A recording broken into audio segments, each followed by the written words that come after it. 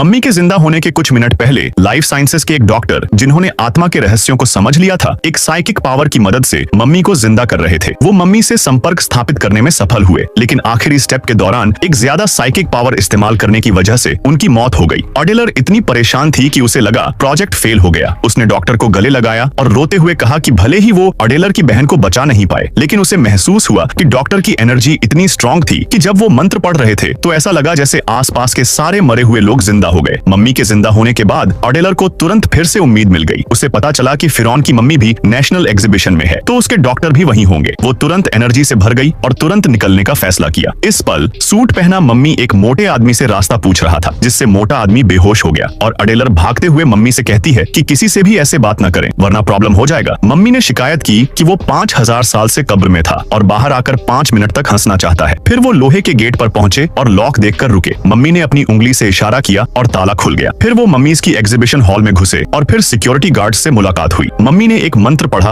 और गार्ड्स सो गए। अडेलर से रहा नहीं गया और उसने कहा, तुम लोगों को उठाते नहीं हो, लेकिन बेहोश करने में एक्सपर्ट हो। आगे जाकर उन्होंने आखिरकार सोए हुए फिरौन से मुलाकात की। 5000 साल से सोए हुए फिरौन ने अपने ताबूत से उठकर अंगड़ाई ली। मम्मी ने जल्दी से अडेलर का परिचय दिया, जिसने सबको जिंदा किया था, लेकिन उसे एक मदद चाहिए थी। अडेलर को फिरौन के पर्सनल डॉक्टर को अपनी बहन के इलाज के लिए उधार लेना है। फिरौन खुश नहीं हुआ। उसने बोला, तुमने मुझे इतनी मामूली बात के लिए क्यों जगाया? अडेलर ने फिरौन को अपनी बहन की तकलीफ के बारे में बताया तो वो रोने लगी और मम्मी उसे चुप कराने के लिए आगे बढ़ा। उसने फिरौन की तरफ मिन्नत भरी नजरों से देखा। तब फिरौन ने अपने पर्सनल डॉक्टर को बुलाया। अडेलर ने फिरौन को धन्यवाद कहा। डॉक्टर ने स्थिति का करीब से मुआयना किया और बहन की बीमारी की वजह बताई। उसने जोर देकर कहा कि अगर वो हेडपिन हटा दी गई तो वो मर जाएगी। अडेलर ने गुस्से में डॉक्टर पर हत्या का आरोप लगाया, लेकिन मम्मी ने उसे रोक दिया। उसने अडेलर से कहा कि डॉक्टर के काम में दखल ना दे। फिर उन्होंने हजारों साल पुराने गुप्त मरहम को डिस्प्ले केस से निकाला। उसके बाद उन्होंने बहन को एक स्टैंड पर लिटाया। उन्होंने उसकी बहन के घाव पर कई महंगे मसाले डाले। उसके बगल में रखी मम्मी से सफेद कपड़ा निकाला और लड़की को पट्टी बांधी। डॉक्टर का काम होने के बाद अडेलर भागकर अपनी बहन को देखने गई, जिसने कुछ बार चीखने के बाद अचानक उठकर बैठ गई। उसने अडेलर को बताया कि उसने टेनिस बॉल बहुत जोर से मारा था। अडेलर ने खुशी से अपनी बहन को गले लगाया।